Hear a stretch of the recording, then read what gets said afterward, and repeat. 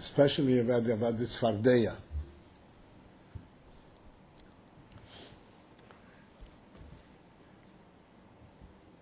And a lot is being said about the Tzfardeya. Yeah. Tzfardeya. And the Rebbe discusses in the Sikha extensively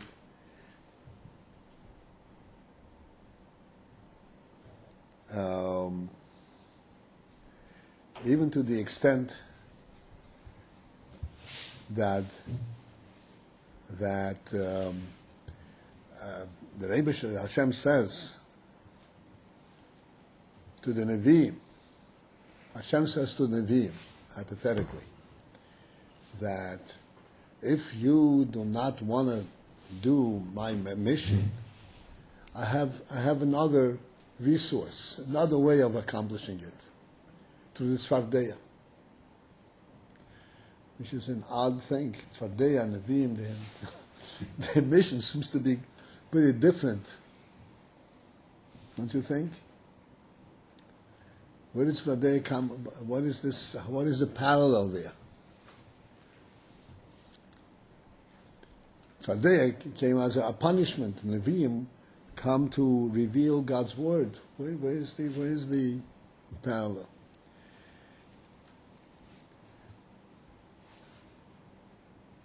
So as we know that when the Rebbe touches something, he clarifies it. So the Rebbe explains that here we're dealing with Pari. What is the principal aspect of a klipa? Pari wouldn't listen to Hashem. Moshe came to him and said, Hashem said, let the Eden go. Pari said, I don't know who you're talking about. Lo yadait is Hashem. I have nothing to do with it. That means, in other words, there was this complete oblivion by Pari that there is Hashem, there is a creator, and so forth. In that denial of Hashem, this is called a klipa, that covers over the truth, and it focuses on itself, and it doesn't, and refuses to see the broader truth. In that perspective of denying godliness, denying a creator, the Rebbe explains that there are three different levels. One below the other, so to speak, not one higher than the other, because they're all below the surface, right, underground. One below the other.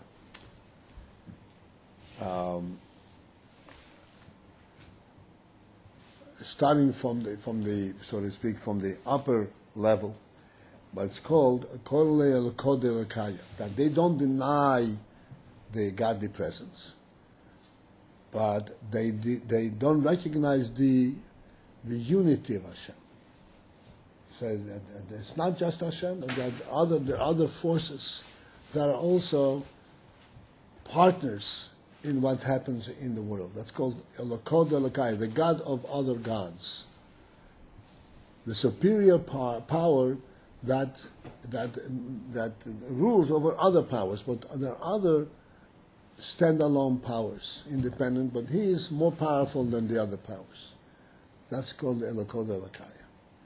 So this klipa is a klipa, but clearly there is a certain refinement, a certain cognizance in it.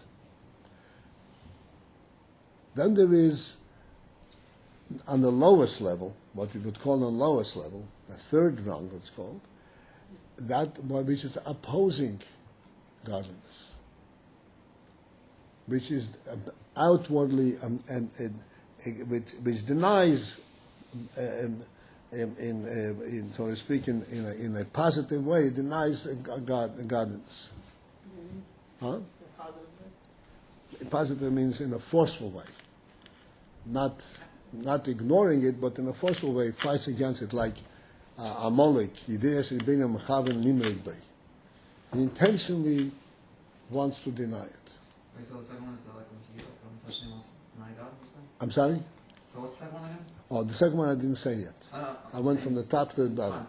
So the second one that you just said. Huh? Meaning the third one. Like Yes. The lowest levels. That's the lowest one. No, Francis, what is it? It is that he forcefully denies godliness.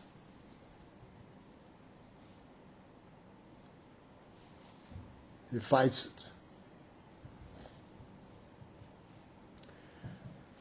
Then there is a middle level. The middle level is one that does not fight godliness. Neither does it recognize the godly power at all. It just claims, I do not have any relationship to God. I am all unto myself. I don't fight him, and he doesn't have any bearing on me. So what does it do again? Sorry, he doesn't fight or recognize, but so what does it do? Nothing. He doesn't. He has no. What's the expression? I have no use for him. Right? Nothing to do with him. It doesn't bother me. I don't bother him. I'm just in my own existence, in my own reality, my own world. They don't believe Hashem exists? No, I don't care either yes or does. It's nothing to do with me. But that's the middle. That's the ani v'yafsi oid. I have no cognizance of anything else but myself. You say there is something else. It's your problem. I have no cognizance of anything. That's this middle people. Like awareness? Not Cognizance is awareness? cognizance is awareness, recognition.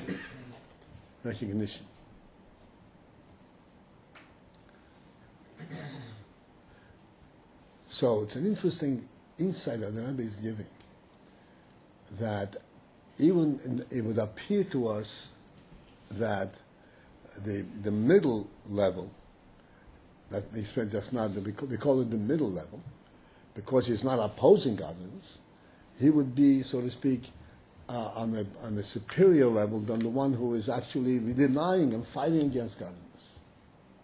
Right?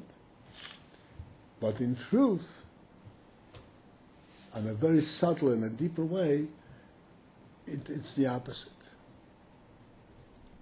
Because the very fact that he finds it necessary to fight and deny it means that he deep down recognizes it.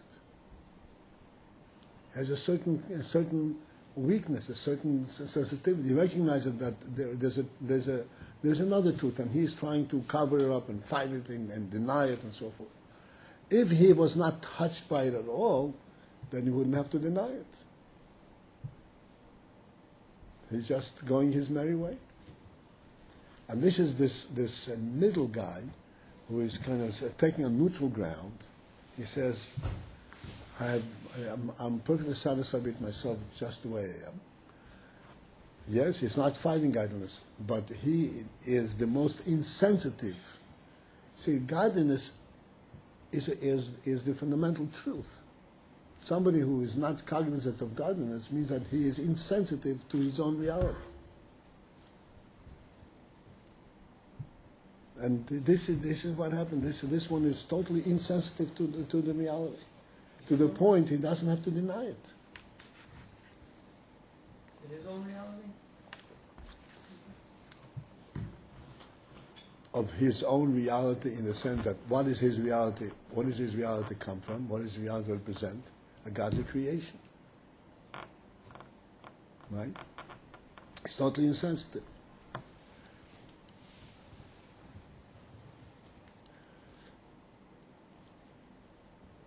So the Rebbe brings the examples of the various golos. There was Luchadetzer, there was Sancheriv, and there was Pari Melech Mitzrayim. Sancheriv, Melech Asher, that's the Assyrian king, Melech Asher, he was of the third category, of the lowest, what we call the lowest, what originally called the lowest. He fought. He says, Moshe, that I am the King of Kings. I deny I deny any superior power over me. Then there was another king, I think it was Nebuchadnezzar, who recognized God, but he is also power. And then there is Pare. Pare, it says in the Pasuk, Pare said, I have my river, Li Yeri V'ani Asisini. My river, this is my God, this is my presence, this is my power, and I have nothing to do with anything else. I'm not even trying to deny it.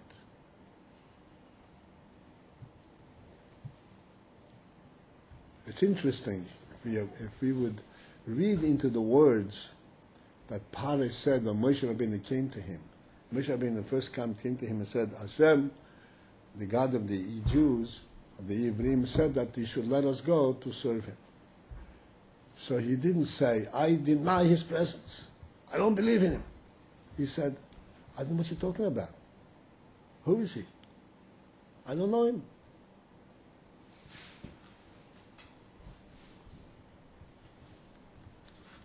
Right?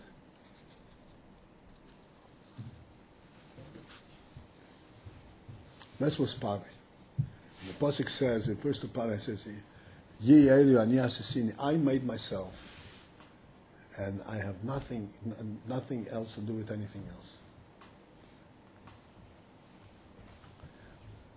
So you didn't know about the concept of God? I'm sorry? You didn't know about the concept of God, honestly? Right. Right. He said, I am God. I am my own maker. And I'm Pare. You know that Pare claimed to be God. So what does that have to do with enslaving the Jews? So I'm God. Okay. What does that have to do with me saying him the Jews? Therefore, I own everything that's in my land. I can do anything I want. You just said he created the Nile. He didn't say What? he created the land. Saying again? He just said that something about the Nile. He didn't say he made the country. I don't understand what you're saying. He simply said that I made myself, and I made the Nile and so on. He didn't All the say time. He made the country or anything. So All with the connection with Connection is what? What the connection with enslaving the Yidden? What the connection with me making the Nile and enslaving the Yidden? What are they trying to say? Whether it has a connection or not, I can do whatever I want. I'm my own maker, and I choose to do what I want.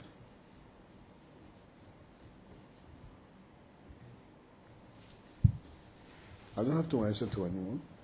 Moshe Rabbeinu comes and says, God said you doesn't go. I said, I don't know what you're talking about. Lo yadaiti. I'm saying it's interesting. He didn't fight back. What? God? You come to me with God? No, I don't know.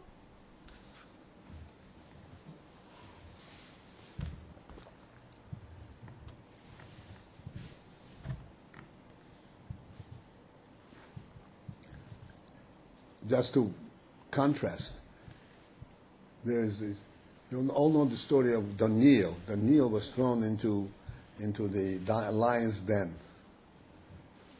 It's a famous story, everybody knows it. It's a story. It's in Tanakh. Why was he thrown into the lion's den? Because Belshazzar gave out a decree. Not Belshazzar, was it Nebuchadnezzar? Gave out a decree. Nebuchadnezzar at that time still. Gave out a decree on the advice of his ministers that no one should pray except to his statue. He made a big statue of himself. And Daniel, who was then from the exile from Jerusalem, Daniel intentionally he lived in an attic. He intentionally would stand near the window, open the window, and he would stand and pray towards Jerusalem. So they came to told Nebuchadnezzar that Daniel did, and Nebuchadnezzar made the decree that anybody who prays to some other deity will be thrown into the lion's den. So that's when they snitched on the Nile, and the Nile was thrown into the lion's den. Okay. So there he was fighting it. He wasn't just neutral. He was fighting it. He didn't let anybody mix in any other thing. Partly he wasn't fighting anything. You want to pray to your God? Go ahead. It doesn't bother me. You have nothing to do with me. It doesn't affect me. That was part of it. So Rabbi explains that this is even a deeper type of denial, of insensitivity, than even one who is fighting.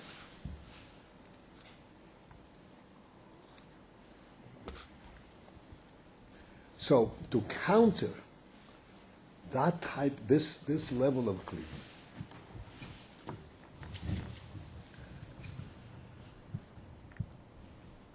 amongst the various creatures in the world, there are those, everything that the Rebbe created has a purpose. Nothing is purposeless. Everything Hashem created, He created to give Him honor and to represent something of a godliness, some kind of, and ultimately, since the human being is a center for which the world was created, therefore everything has some kind of effect, some kind of a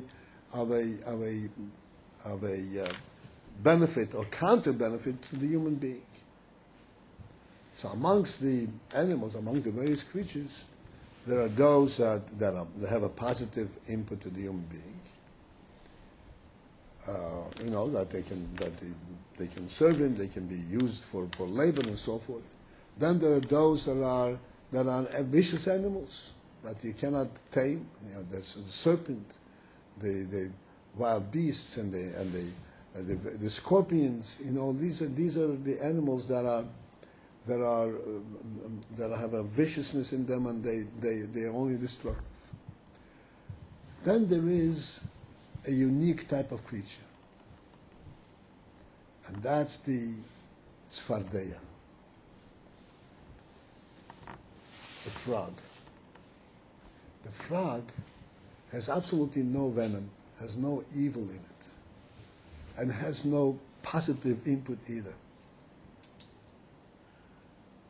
Doesn't have any positive or negative quality to it.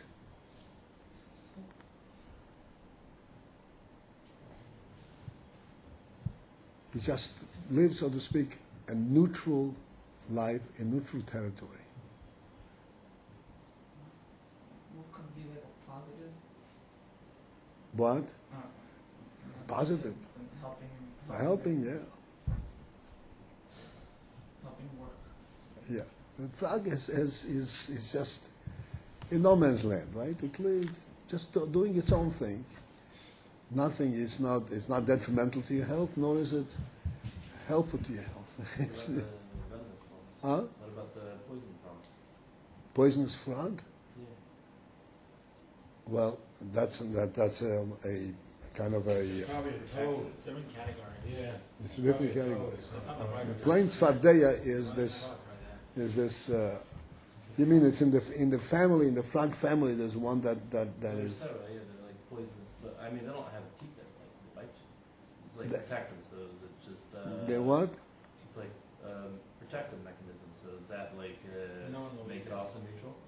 Well, the protective mechanism, they bite you to protect themselves. No, it's just if something eats it, then it kills it. But it's more protective, so it's considered still be within that category. Of neutral. Well, I don't know the answer because I have to know more the details of what you're saying. Does it attack anyone? No, it doesn't attack. It doesn't attack. If it gets attacked, it fights back. Is that what the point is? No, it secretes a poison on its back, so in case another animal eats it, the other animal. Oh, it does, and it doesn't even. In other words, the other one, an animal suffers for having killed it, Right. but it doesn't really fight it on its own. Yeah. So it doesn't have an evil element in it. It's interesting. Even that, supports it. It doesn't have a, so to speak, a fighting spirit.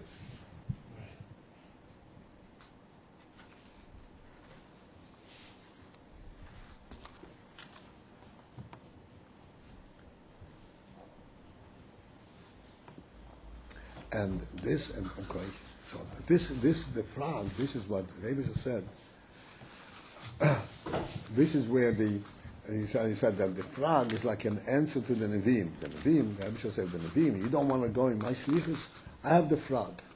What's the commonality there?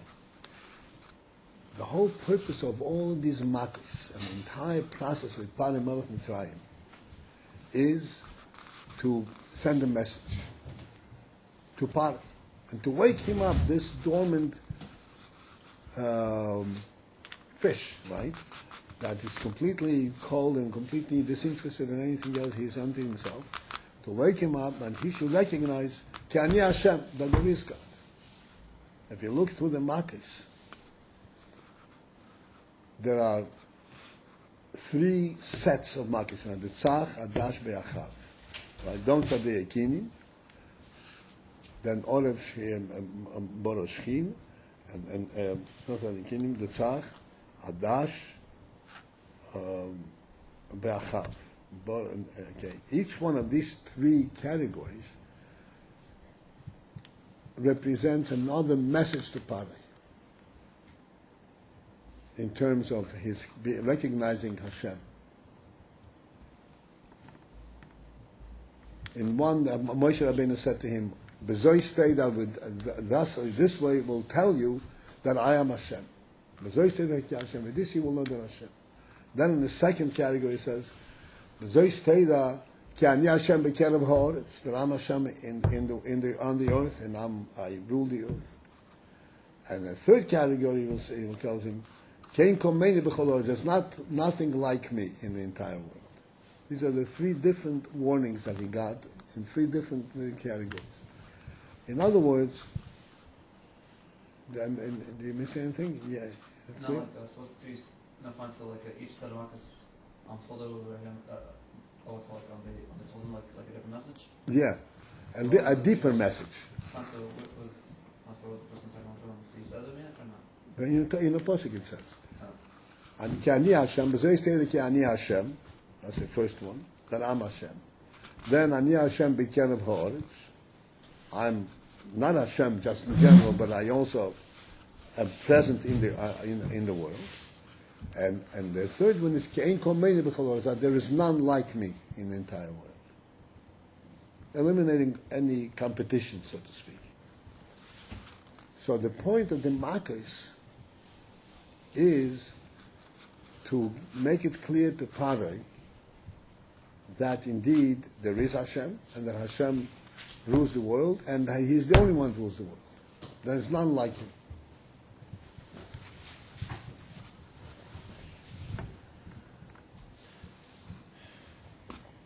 And one of these messengers was the Tzfardeya, was this frog. The frog that, as we said, is perfectly neutral in his nature. And yet, when the frog was sent to speak in Mitzrayim, so one of the things that I mentioned all the time, that the frog went into the Mesilas Nefesh, he jumped into the ovens, into the stomachs, into everywhere, wherever there was a vacant place, whenever there's access, he was there. He was there, even though he's a totally neutral, non-combative creature, and yes, he jumped everywhere. Which means that this kind of countering Pari's stance that I can stay neutral, I have nothing to do with anything else.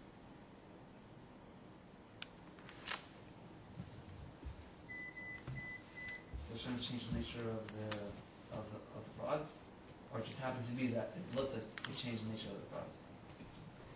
No, he didn't change the nature of the frog, but when he It just resulted that looked like it changed. That when it comes to that even the frog that seems to be completely neutral, but then if it's sent on a mission by Hashem, it will do it, no matter what the consequences are.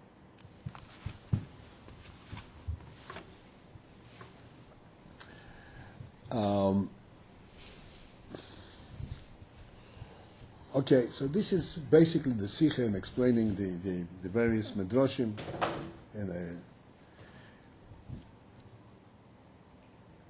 As always, we want to understand it on an immediate level, on our personal level.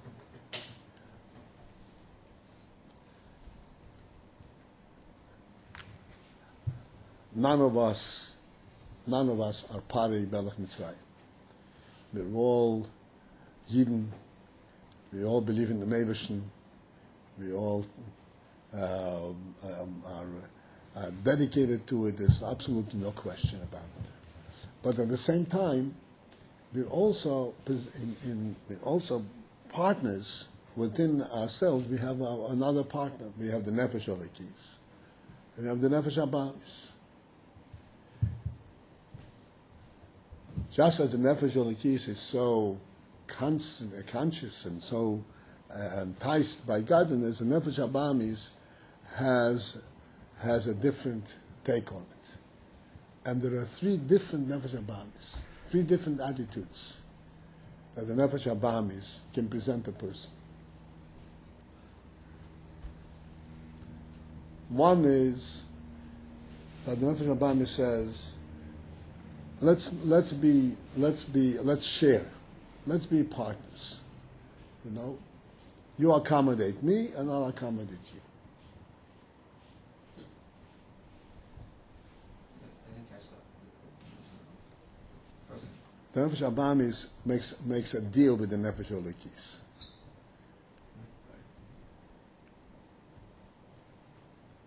I'll let you do your thing. When you're in Besmedrash, I'll let you do your thing. When you're in the street, you let me do my thing. Right? A fair deal. Right? That's what he says, it's a fair deal. Let's make a deal. You have to rule completely, like the Alter Rebbe says in the Tanya, that Nefesh Olekis wants to take over the whole house, the whole city. So the Rebbe says, come on, let me live also. Right? You are very important, but I'm also something. So there is that Nefesh Abamis that you have to contend with. Then there's a Nefesh Abamis that says, this whole thing of godliness and all that, I really don't want to know it. You're disturbing me. Get away from me. You're not letting me enjoy my world, enjoy my life. You know the famous word from Alter Rebbe.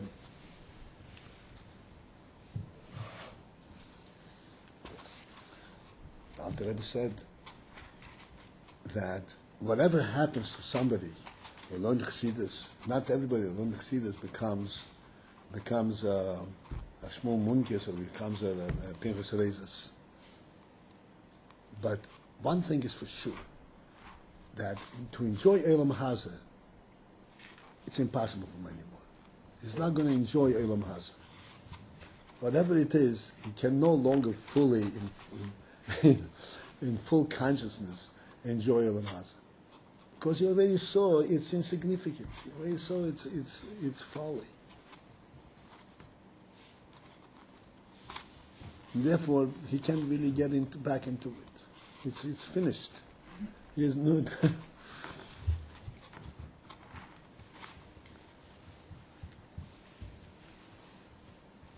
So this is where the Nefesh Abami stands up and says, "Why are you taking away from me? You're taking away from me my world." He's fighting you back.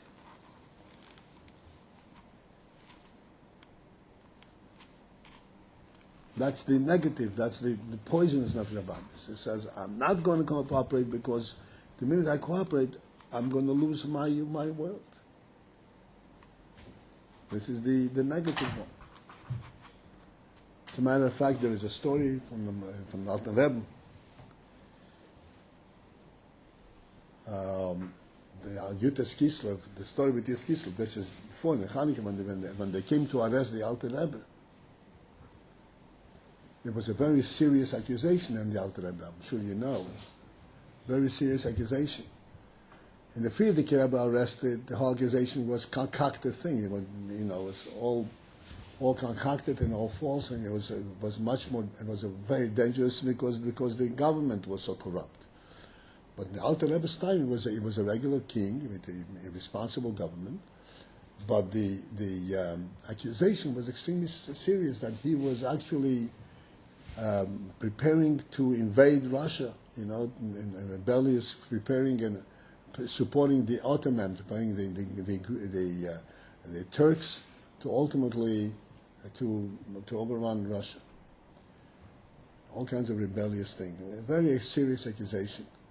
And you know that any government, and a king for sure, who is very sensitive, and very defensive of his position, will take accusation of this nature very seriously, even if it doesn't make any sense. And this rabbi over here is sitting teaching philosophy. He is preparing to rebel.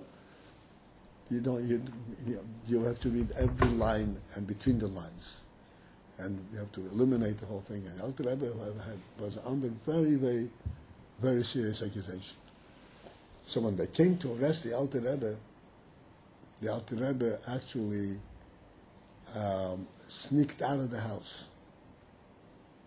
The first time they came to take him, he left the house in stealth to a different door. He ran away, and he went and he hid in the field in the garden, just to reflect what he should do. Contemplate and see what would be the right thing to do. Reb Shmuel Munkis came running after the Rebbe. He came there and he was by the Rebbe. They were there in the field. And the Alter Rebbe said to him, Shmuel, they came to arrest me. What do you think I should do? So Shmuel said, I think that you should go and give yourself up. You should go with them. And then Shmuel said, and my reasoning is as follows. If you are really a Rebbe, so there's absolutely no way that anything can harm you. If you're not a Rebbe, then you deserve it. Because by what right did you take away by Yidden pleasure from this world, from Elam Hazard?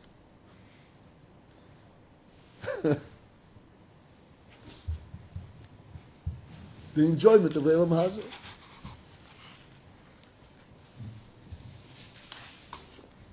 So this Nefesh Abam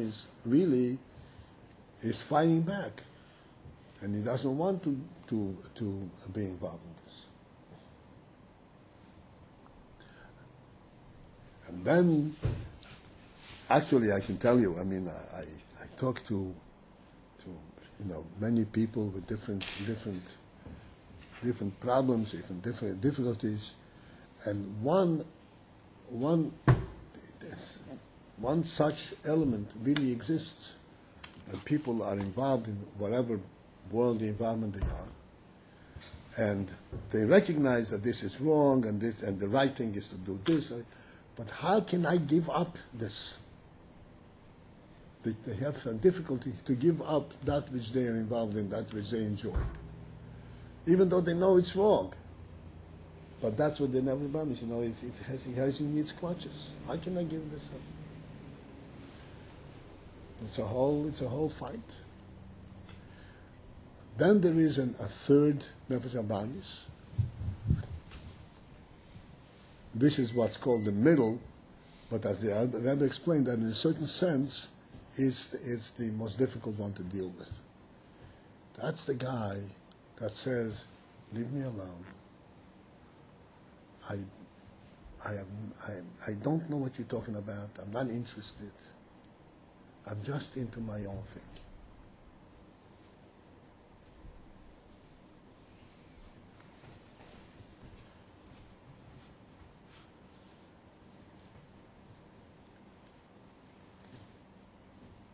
And we have to learn to deal personally, and if we need to deal with others, but the first thing is personally. We have to learn to deal with each one of these approaches. Because the Nefesh Abamis is very, very smart. And he knows where the weak parts of a person are and how to approach a person, each person his own way, in his own way, in the right time, depending when and what the circumstances are. And we have to know how to counter each one of these approaches.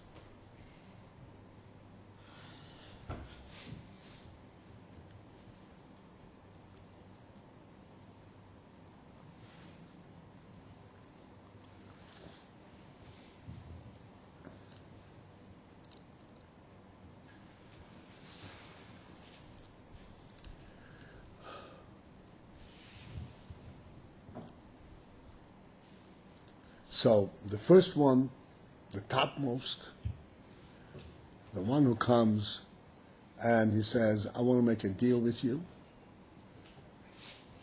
This was actually something which prevailed very heavily by Yidden in a certain period of time. This was the beginning of the reform movement in Germany. I don't know if you're familiar with this. It was, I mean, we know how much Soros we suffered from Germany, but it was born right there. When they came, and these were scholarly people, and in their own lives, at that time, they were Shemetero mitzvahs, but they have gotten involved, so to speak, in Chochmas, in the studies in the world. They came to a point where that was in competition with Torah. And they said, and then at first they said, we have to combine the two. And the statement, the famous slogan was, Yehudi b'veisecha v'odem b'tzeisecha. You sound familiar with that. Yeah, at home I'm a Jew, and outside, right? I'm just a human being. I'm just like everybody else. Like everybody else.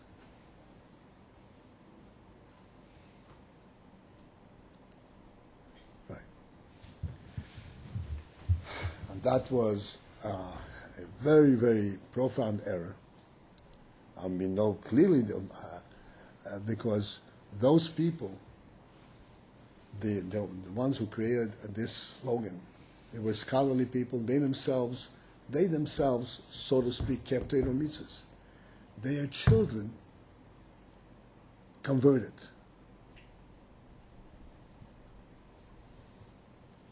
There's the famous composer Mendelssohn. He was a son of the original Mendelssohn that created the Reform movement, and he converted. Mendelssohn's father was masculine? Yeah. And believe it or not, Didn't he intermarried also? hmm? Didn't he intermarried also? Yeah, of course, they converted, they intermarried. I mean, it was a churban, and they tried to get into Russia, into Poland, and there was a whole big fight. That Tzemach Tzedek had a whole big fight with this. They did havoc. They had havoc in the Jewish community all over. All over. The only place that was kind of safeguarded was Russia, because Tzemach Tzedek really went out in a very open war with them. So that combination, we have to understand how to deal with it personally.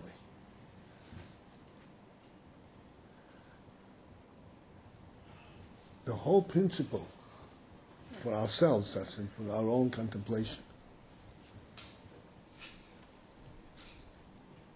The whole principle of separating, of saying that in Beis Medrash I'm a Yid, and in the street I'm just a man of the street, is total falsehood. Because the Torah does not begin from v'limadet ha'ma'asim of v'yahavtas Hashem Elokecha. The Torah doesn't begin from v'yahavtas Hashem Elokecha. The Torah doesn't begin from Shinantam Levanecha. You should learn Torah. Where does the Torah begin? Bereshis bara Elokim hashamayim v'ha'aretz.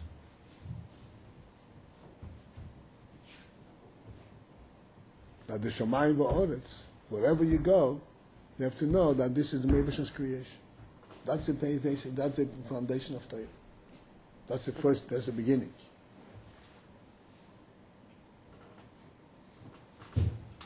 If you perceive that Torah mitzvahs is something which is Torah, you should do put on tefillin and keep Shabbos, no, that's something which is superimposed. You know what superimposed means?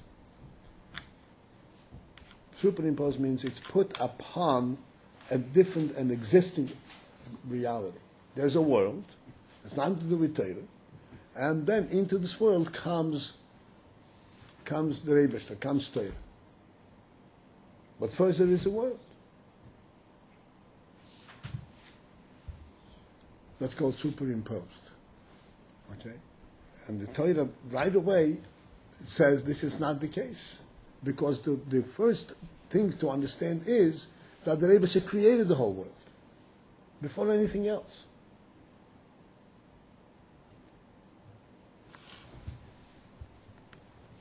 And just to open our eyes and to see that there is a world already means to see that there is a God. They're not separable. Like the Rambam says, as we mentioned many, many times, that the first principle of all wisdom, first principle of reality of life, is to know that there is a first being and his truth is the source of all existence. And if there is an existence outside of his being, then that's already false. That cancels out all wisdom. There cannot be a combination of this thing.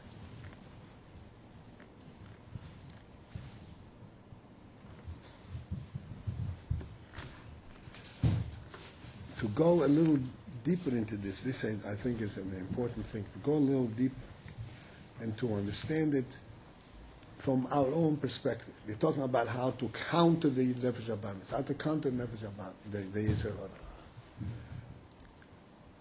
So, been mentioned many times lately that a human being perceives himself like Yankee Marina saw in the dream. There's a ladder that stands on the ground, and the tip of the ladder it reaches into the sky.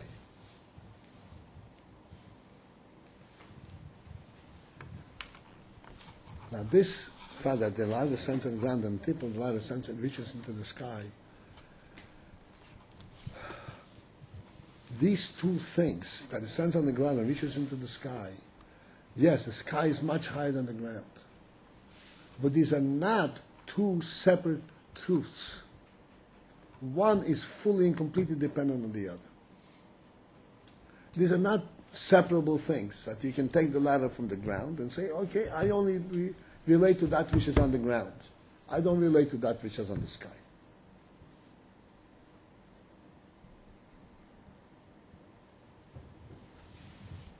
It's one and the same ladder. And as we pointed out many times, the very simple phenomena of a ladder, that if a ladder is standing on the ground and you want to step up on the ladder on the first rung, on the lowest rung, just a half a foot off the ground, if the ladder is not supported on top, what happens? Right? You flip right up. A human being, by nature, right? He wants to step up a ladder. By nature, he is looking up, like we learned yesterday. Human being, he has a spirit, right? He wants to know what life is about. And he has to know that any amount of knowledge about life, of a human life, is ultimately dependent on recognizing that the very tip of it comes from Shemayim, from godliness. There is not a simple human value without recognizing the godly reality. It cannot be. There cannot be a separation. And this, in our world, we see this very, very clearly. Because in our world today, where they're have tried to create a philosophy, a way of life that is devoid of godliness, and look where it's leading us. Into bestiality. Really bestial idea lifestyles. Animal lifestyles.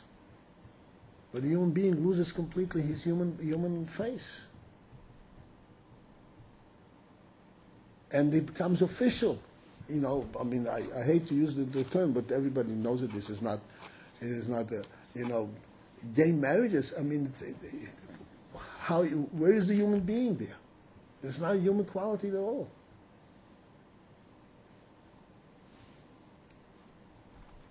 There is no human quality at any level without recognizing that the tip of this ladder is standing all the way to Shemayim. And yes, you have to climb. It's a long climb, and you may reach halfway, you may reach a quarter way. It makes a difference. But you know that it's there. And they cannot be separated. The minute you're separated, the ladder collapses and falls right down into the ground.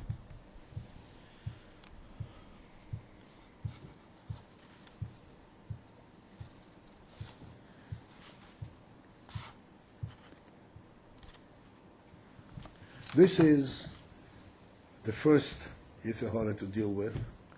Perhaps you would think it's the most difficult one in the sense that he seems to be amicable. Yeah, he seems to be make a deal, make a partnership, but he is extremely dangerous.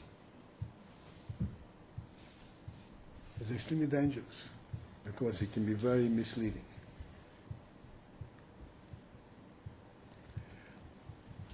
Then there is, as we said, the third one that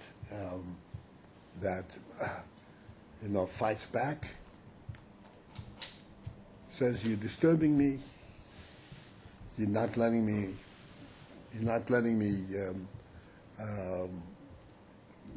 live in my world," and all that. This whole negative element that I'm disturbed, as we discussed before. And this is also present in us. We have, a human being is composed of every possibility. And there's no question that once in a while, I'm not going to speak, Lashon Hara, but we have to face ourselves. Once in a while, I get angry at God. What do you want from me?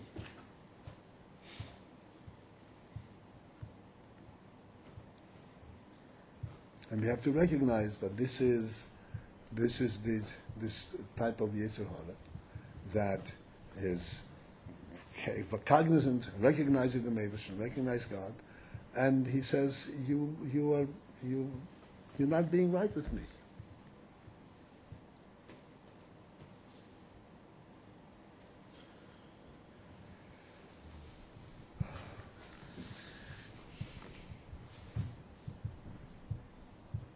The Friedrich Rebbe said one time, this is really a serious moment. This was during the time of the Holocaust, during the time of the Second World War.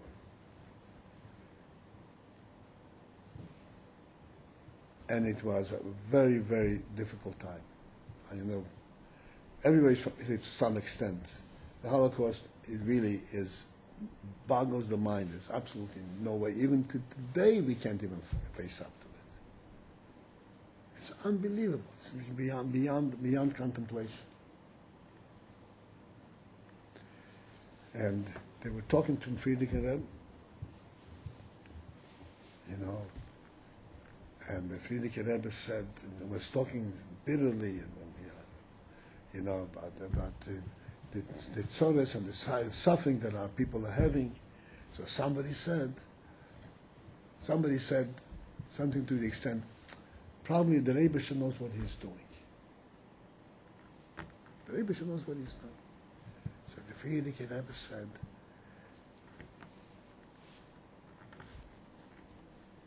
we do not have to, so to speak, justify the Rebbe all the time.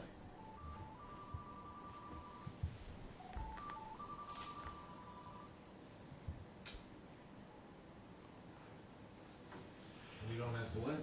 Justify. Justify? You don't have to make Hashem right all the time. So what does that mean? What does that mean? This is a kind of walking on a tightrope. The Friedrich Rebbe, for sure, accepted, the Rebbe's rule, 100%. But there's an interesting element that when a person, chas v'sholom, is in a very difficult situation, how do you react to a very difficult situation? There are three ways that a person can react in a difficult situation. One way is, what can I do? The Rebbe is doing what he wants. The Rebbe is doing it. I abandon it. There's nothing I can do. I something the Rebbe is doing bad things, quote unquote. What can I do? He's the boss. He's the boss, right? So he has the right to do whatever he wants. Now, it sounds like this is like accepting, so to speak, the burden, accepting the jurisdiction. But on the other hand, it's kind of saying, yeah, who knows, or who can question, the boss can be good, we can have a bad boss also. Like that. If I have a bad boss at work, what am I going to do? I can't quit, I don't have another job, so I have to suffer. So God forbid to allow yourself to think, yes, I have a bad boss, but he's still the boss. There's another way of rebelling, saying, look, you're not being right at me. They say again, not understanding the reality. Then there's a third thing. This is what the Rebbe was talking about. Rebbeinu Shalom, get us out of this.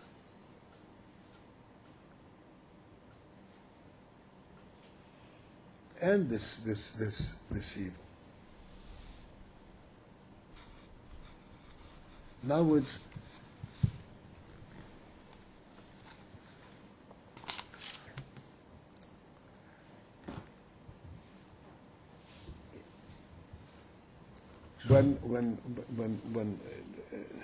when punishment is coming, but you know that being punished by a righteous and a loving Father, then you turn around and you plead for mercy. You plead to be spared. You don't just say, "Oh, my father got angry. There's no way I can deal with him." Or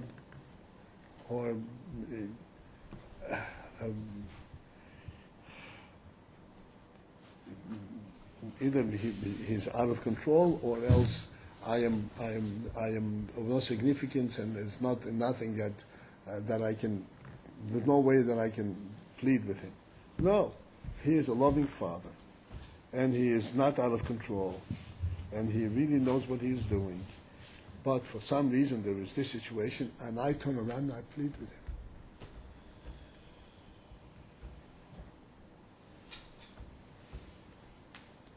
This is the response. Yid that never gets lost, even Chas v'Sholom when things are going negative. He doesn't get lost. He doesn't lose either direction. Not that he accepts it and he says, forget it, or nor does he rebel. On the contrary, he stands up and he knows that there is who to plead with, and he pleads for mercy.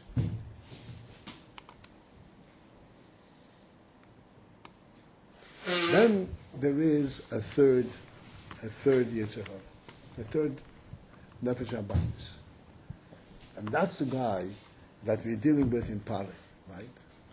I spent all the time, but I just want to talk about this for a moment.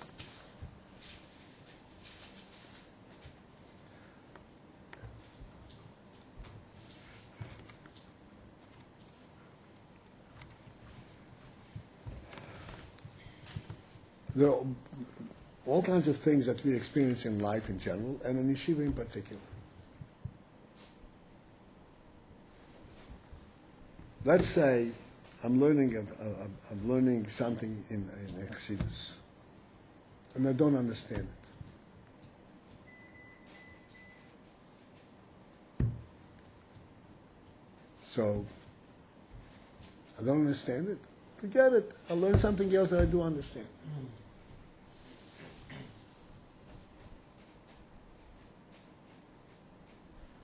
In other words, this sense of neutrality, if it doesn't touch me, so it doesn't touch me, I'll go elsewhere.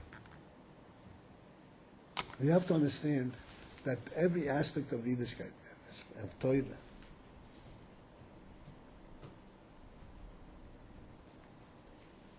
pertains to each one of us.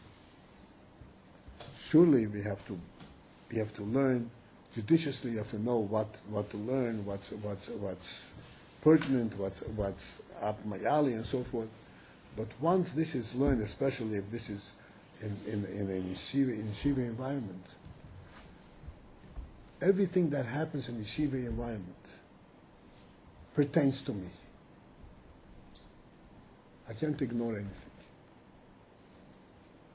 If there is Farbrengen, then I have to participate in the Farbrengen. And if I do not enjoy quote-unquote a Farbrengen, then I have to go to the Farbrengen, to my Mashpia, to my Rosh Hashiva, and say, look, why don't I enjoy Farbrengen? Help me to appreciate, help me to understand what it is. Whether it's Farbrengen, whether it's davening, whether it's learning, whether it's anything that's happening in the yeshiva. That's what the yeshiva environment is for. To stay neutral and to say, I'm going to be in my own world. Whatever touches me, touches me. Doesn't touch me, doesn't touch me. Doesn't. That is, quote unquote, without intending to insult anybody. That's Paris attitude.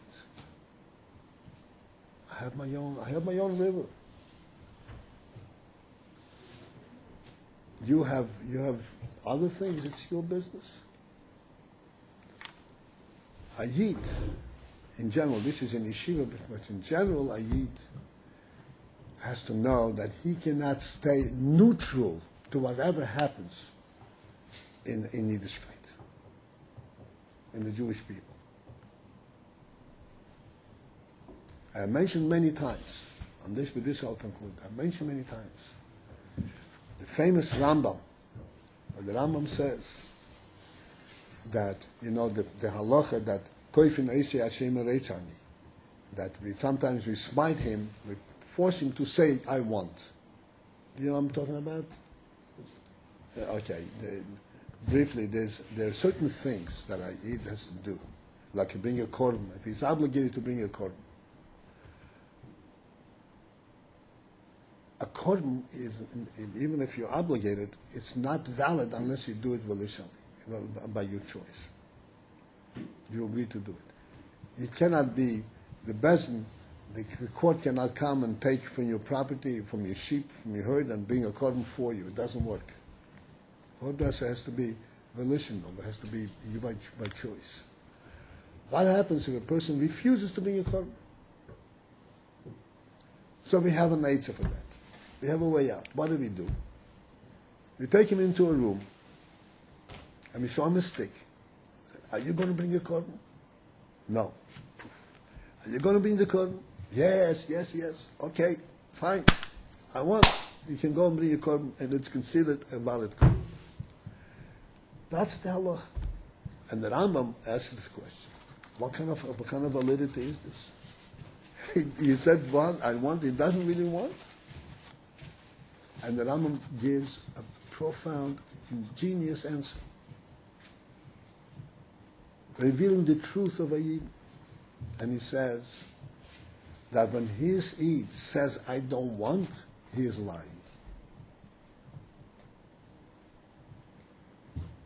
Why? It's unconscionable that a Yid really wants to break away from the Jewish people. It cannot be. This is just on the surface. His Yetzer Hara has taken him captive. And it's not letting him come out to say what he really wants. But in real truth, he absolutely wants to be part of the Jewish people and wants to do the right thing.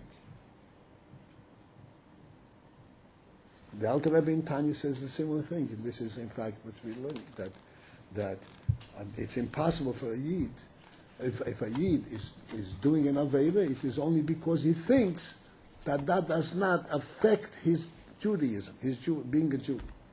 But if he realizes that this really does affect, he's connected to Hashem, he would never be able to do it.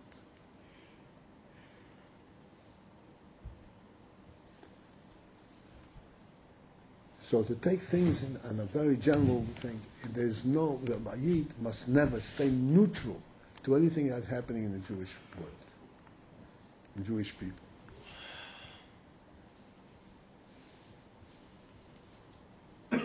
This is for you and has nothing to do with me.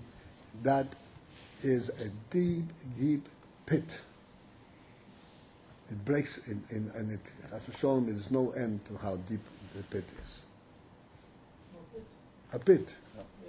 Huh? What are you referring to? Anything, when a person accepts the sense that he lives in his own world, he doesn't need anybody else in the Jewish world. He has his own thing. The Yer and Yossi, like Paris perspective. You have God, bother with it, I have nothing to do with it.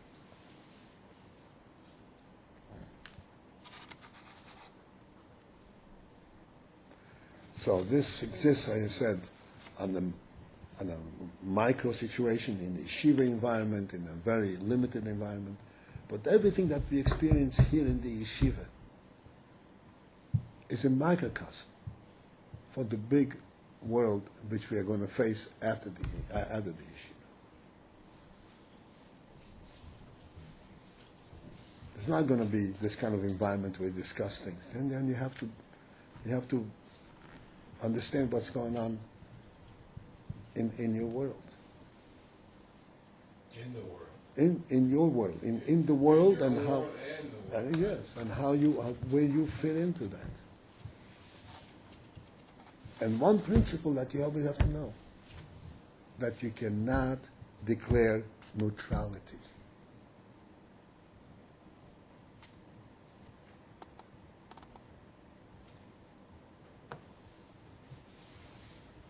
You have to have connection, you have to have a group, and validity.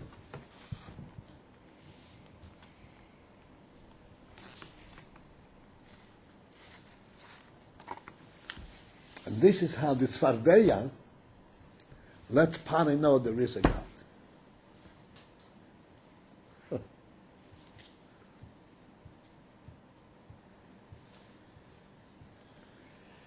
All right, gentlemen, maybe it will help them that we should all learn how to counter our individual nefesh habamis, how to deal with it.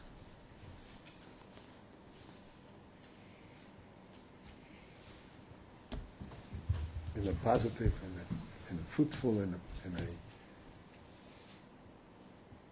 what's the matter? I just want to write something Oh. down. We should have Surah Stavis do a phone call thing like that. Yes, Raf.